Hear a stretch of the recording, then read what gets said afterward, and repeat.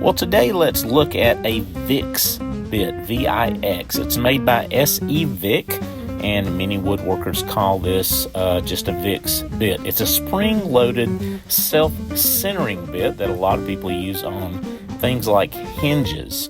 You can see it has a tapered nose, and when you place that nose against something like a hinge and then push down on the drill, the bit comes out and it gives you a perfectly centered hole.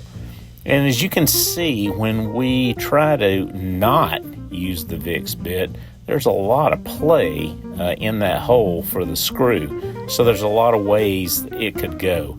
Just to show you, let's do another one and let's put a reference line. Again, we're wiggling around with the screw.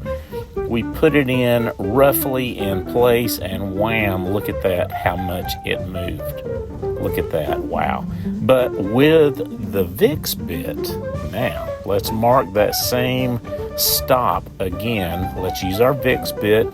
Let's center up the bit in the hole. Here we go. We'll drill the pilot hole perfectly centered. Put the screw in there, and you'll see that stop does not move at all. Perfect. Hey, thanks a lot for joining us here today as we take a look at the VIX bit. If you like this or if you learned something from it, please let us know. Please like, comment, and subscribe to our channel. We would love to have you here on a regular basis. Thanks again, and have an awesome day.